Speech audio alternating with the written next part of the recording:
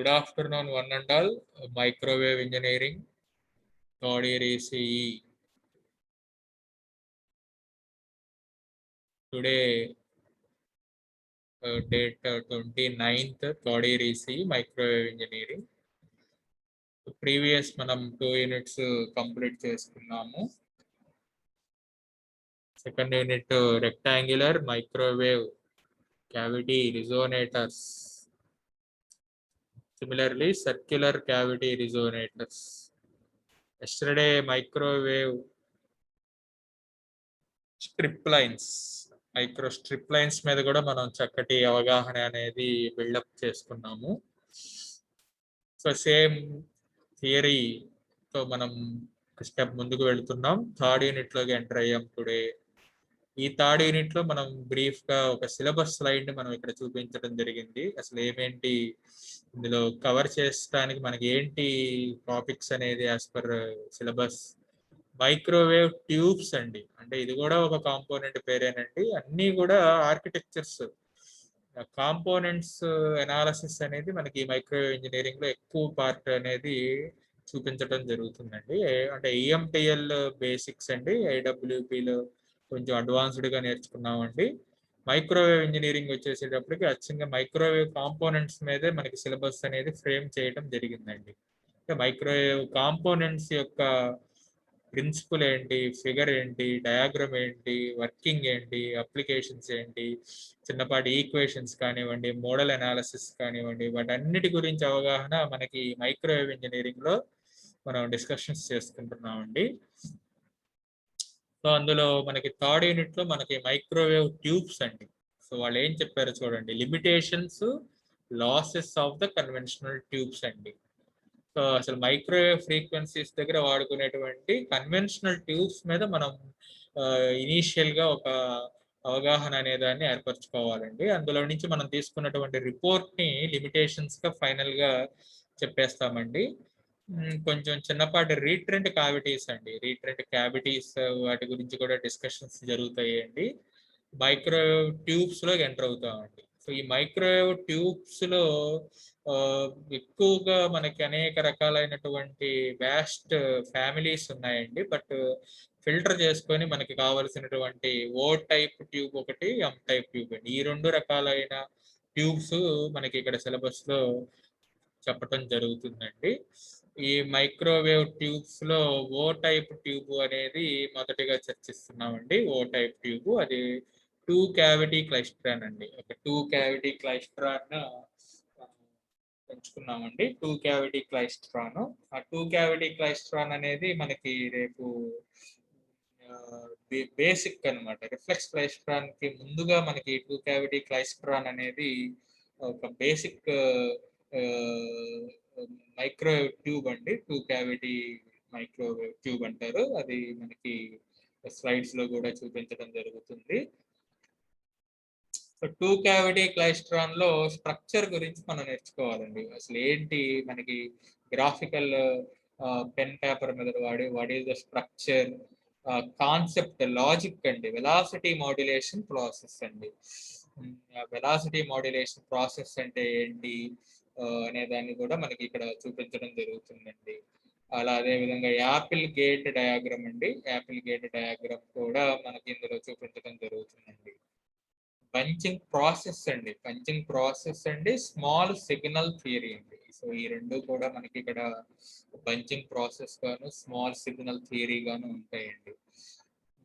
Expressions for output power and efficiency అండి. So వాటి యొక్క ఎక్స్ప్రెషన్స్ ఏంటి అనే వాటిని కూడా మనకి చెప్పడం జరుగుతుందండి.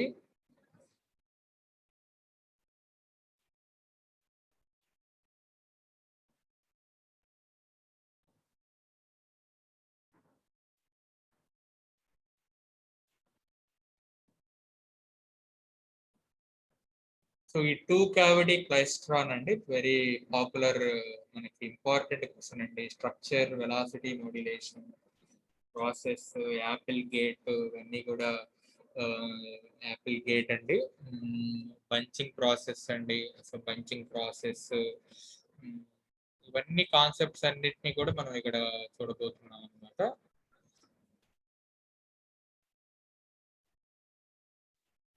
అదేవిధంగా యాపిల్ గేట్ డయాగ్రామ్ అంటే ఏంటి, దాన్ని ఎలా చూపించాలి, దాని యొక్క ఇంపార్టెన్స్ ఏంటి, అది కూడా మనకి ఇక్కడ చెప్పడం జరుగుతుందండి.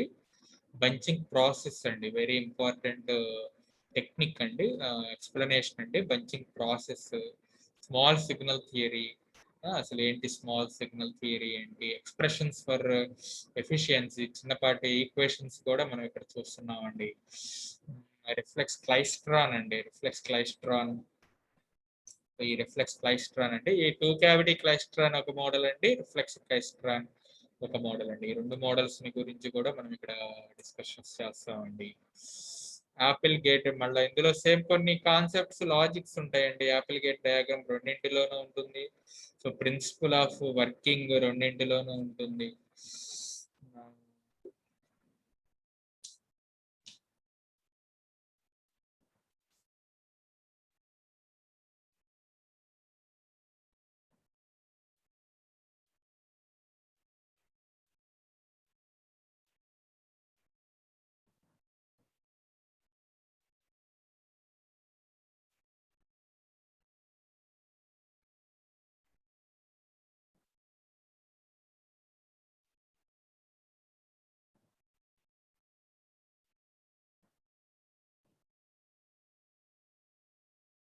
ఓకేనండి. సో అది సిలబస్ అంతా మీ నోట్బుక్ లో రిఫ్లెక్స్ క్లైస్ట్రాన్ ఉందండి. స్ట్రక్చర్ చెప్పాలి, మనకి ఇక్కడ స్ట్రక్చర్ అడుగుతారండి. యాపిల్ గేట్ డయాగ్రామ్ డ్రా చేయండి అంటారండి. సేమ్ వర్కింగ్ ప్రిన్సిపల్ మీద కూడా మనం పట్టు పెట్టుకోవాలండి. కొంచెం కొంచెం టెక్నిక్స్ వస్తాయండి, మ్యాథమెటికల్ థియరీ చదవాలండి, ఎఫిషియన్సీ అంటే ఏంటో తెలుసుకోవాలండి, ఎలక్ట్రానిక్ అడ్మిటెన్స్ అంటే ఏంటో తెలుసుకోవాలండి. సేమ్ ఆసిలేషన్ మోడ్స్ వస్తాయండి, సేమ్ మనకి ఆర్సిఆర్ అలాగే సిసిఆర్ లాగానే మనకి ఆసిలేటింగ్ మోడ్స్ కూడా వస్తాయండి. సో అవుట్పుట్ క్యారెక్టరిస్టిక్స్ కూడా వస్తాయండి, ట్యూనింగ్ వస్తుందండి, అప్లికేషన్స్ వస్తాయండి. సో అన్నీ కూడా మనకి మైక్రోవేవ్ ట్యూబ్స్ కేటగిరీలో. This is the brief summary syllabus formation for unit number 3 for our third ECE అండి. So now let we move on to one topic, another topic అండి.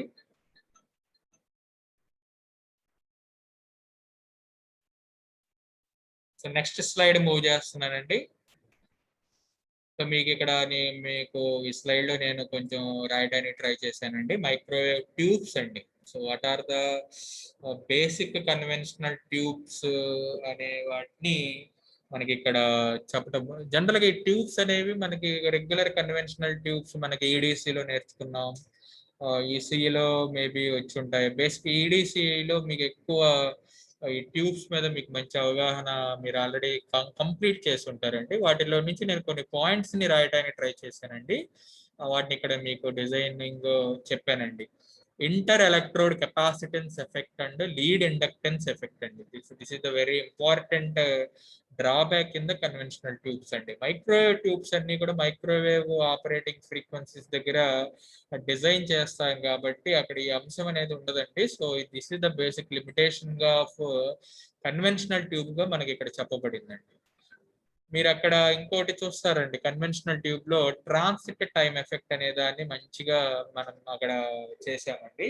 So that is also one of the drawback for normal conventional tube అండి.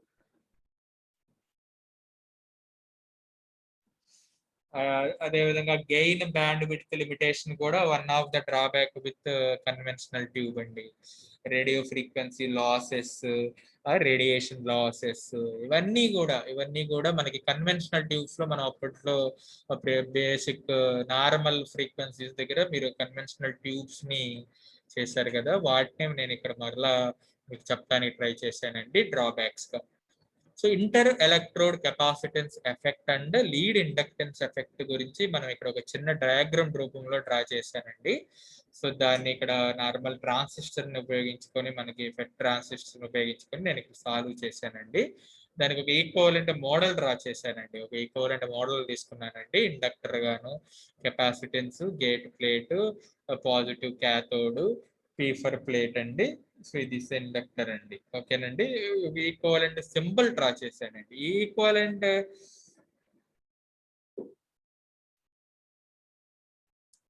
ఇందులో మనం తీసుకోవాల్సినటువంటి value ఏదైతే ఉందో దాన్ని ఇక్కడ ఎక్స్సి అంటున్నానండి. ఎక్స్సి అంటే ఏంటంటే అండి కెపాసిటెన్స్ వాల్యూ అండి. కెపాసిటెన్స్ వాల్యూ అంటే రెసిప్రోకల్ ఆఫ్ ద 2πfc కాబట్టి ఎక్స్సి అండి. So that is the inductance 1/2fc అండి.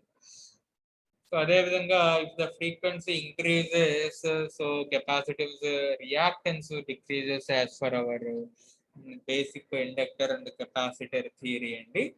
సో కాబట్టి ఇండక్టర్ కెపాసిటెన్స్ ఏమవుతుంది అంటే 2πfl అండి. మనకి basics of inductor, basics of capacitor behaviour మనం అన్ని క్రాస్ చేసాం కదండి. సో ఇండక్టర్ లో మనం ఒక కన్క్లూజన్ రాసామండి. అక్కడ ఏం రాసుకున్నామండి? It's the frequency increases so therefore their particular inductance value also be increases. కాబట్టి దాన్ని నేను ఇక్కడ ఇంటర్ ఎలక్ట్రోడ్ కెపాసిటెన్స్ ఎఫెక్ట్ గాను లీడ్ ఇండక్టెన్స్ ఎఫెక్ట్ గాను నేను ఇక్కడ మీకు చూపించడానికి ట్రై చేశానండి.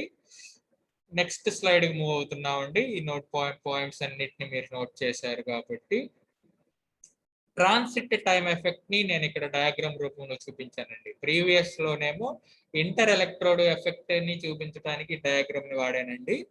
నెక్స్ట్ ట్రాన్సిట్ టైం ఎఫెక్ట్ ని చూపించడానికి డయాగ్రామ్ ని వాడానండి. ఈ డయాగ్రామ్ మీ బుక్స్ లో కొంచెం రఫ్ గా ఫ్యూ సెకండ్స్ డ్రా చేయండి, అందుబాటులో ఉంటాయి. ట్రాన్సిట్ టైం ఎఫెక్ట్ అండి. సో ట్రాన్సిట్ టైం ఎఫెక్ట్ ఏమని చెప్తుందంటే it is the time taken for electron to travel from cathode plate to anode plate. So మనం ఆల్రెడీ ప్రీవియస్ ఏడీసీలో క్రాస్ చేసి వచ్చాం కదండి ట్రాన్సిట్ టైం ఎఫెక్ట్. ఈ ట్రాన్సిట్ టైం ఎఫెక్ట్ కి నేను ఇక్కడ మీకు ఒక ఈక్వేషన్ చూపించడానికి ట్రై చేశానండి. Transit time equation. So tau equals to D by V naught. Tau equals to D by V naught. D అంటే distance between anode plate and cathode plate అండి. V0 అంటే వెలాసిటీ ఆఫ్ ద ఎలక్ట్రాన్స్ అండి. So velocity అంటే ఇప్పుడు electrons కి static energy ఉంటుంది కదండి. ఆ స్టాటిక్ ఎనర్జీనే నేను ఇక్కడ ఎలక్ట్రాన్ వోల్ట్ గా చూపిస్తున్నానండి. Static energy of the electrons. ఈ స్టాటిక్ ఎనర్జీ సహాయంతో కైనెటిక్ ఎనర్జీ యొక్క ఎస్టాబ్లిష్మెంట్ కి ఈక్వేషన్ రాశానండి. 1/2 mass of electron multiplied by V0 square. మీకు స్క్రీన్ మీద కైనెటిక్ ఎనర్జీ ఈక్వేషన్ చూపిస్తున్నానండి. 1/2 mV0 స్క్వేర్.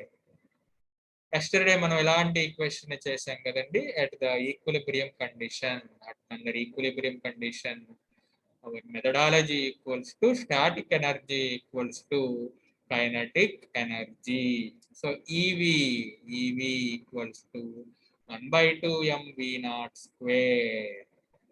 So V0 తీసేసుకోండి 2EV by m square. So tau equals to D by square of 2EV by m.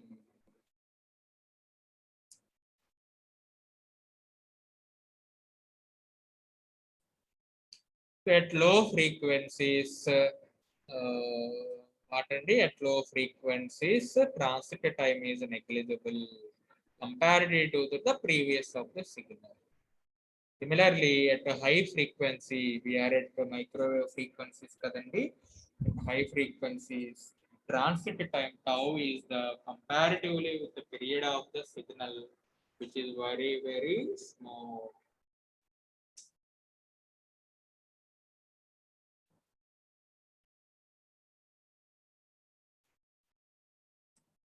So next slide కి వెళ్తున్నామండి. ఇందులో మనకి గమనించి ఈ స్లైడ్ లో మనకి మీకు ట్రాన్సిట్ టైం ఎఫెక్ట్ మీద అవగాహన అనేది ఏర్పరిచానండి. Transit time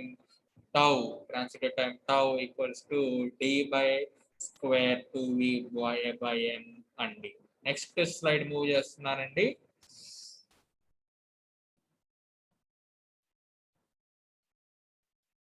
gain bandwidth product limitation. So మనకి సిలబస్ లో మొదటగా limitations of the conventional micro tubes గురించి చెప్పమండి అన్నారండి. What are the tubes? So gain bandwidth product limitation కి ఇక్కడ నేను ఒక చిన్న సర్క్యూట్ డ్రా చేశానండి. మనకి ఉన్నటువంటి గెయిన్ నాలెడ్జ్ ప్రకారంగా జిఎంవిడి ఓకేనండి. రెసిస్టర్స్ అండి ఆర్ ఎల్ సి ఇవన్నీ కూడా ఇక్కడ తీసుకున్నానండి. ఆర్ సో ఈ ఈక్వేషన్ లో మనకి బ్యాండ్ విడ్త్ ని ఫైండ్ అవుట్ చేశానండి.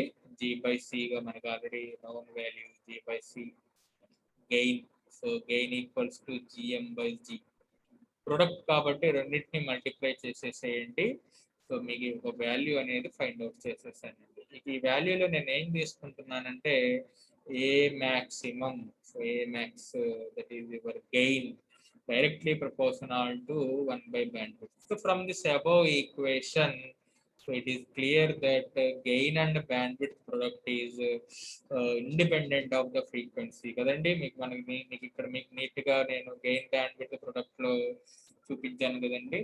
So gain independent off frequency. So it is clear. So to get the maximum gain, so we have to transmit the narrow band signals. Next limitation గా effect due to RF losses అండి. What are the effect due to RF losses? మొదటగా మనం ఇక్కడ చెప్పుకుంటున్నటువంటిది skin effect loss or conductor or I² R losses. Skin effect losses. So these losses comes at high frequencies. So these loss comes at high frequencies, which current has a tendency to confine itself to a smaller cross section of the conductor towards the outer surface.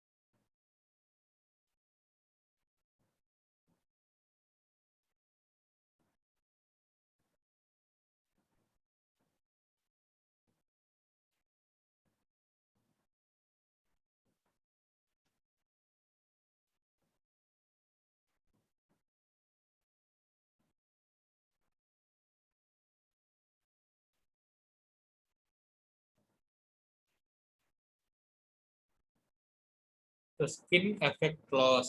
So skin effect loss are conductor and I² loss. These losses comes at high frequencies. These losses comes at high frequencies at which current has a tendency to confine itself to a small cross section. ఓకేనండి. ఇక్కడ మనకి skin loss అనే దాని గురించి కూడా ఇక్కడ మీకు ఒక ఈక్వేషన్ రాయడానికి నేను చూపించానండి. Skin loss.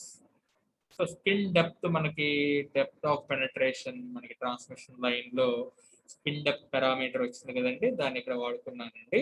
Skin depth equal to square of 2 divided by omega mu epsilon. మీ స్క్రీన్ మీద స్కిన్ డెప్త్ అండి square 2 by omega mu epsilon.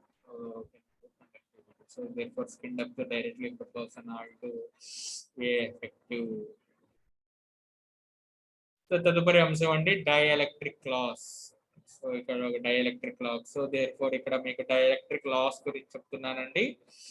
This occur in various types of insulating materials used in the device. So that are some glass envelope or silicon or somewhat of parasitic encapsulation methods అండి. So అదేవిధంగా అన్ని ఎలక్ట్రోమాగ్నెటికల్ components కి మనకి radiation losses అనేవి ఉంటాయి కాబట్టి it will emit the radiation wherever the dimensions of the wire approaches to the particular wavelength. So therefore radiation losses increases due to increase with the frequency. So it will reduce the radiation loss. So we have to use the power shielding tubes or cavities. Filters. ఇవన్నీ కూడా what are the limitations. So ఇవాళ మనం క్లాసులో what are the limitations of conventional tubes. So మొదటిగా మనం చెప్పుకున్నటువంటిది ఈ losses అనేవి ఉన్నాయి కదండి, ఏవైతే ఉన్నాయో what are the limitations and losses of the conventional tubes అనే వాటి గురించి మనం డిస్కషన్స్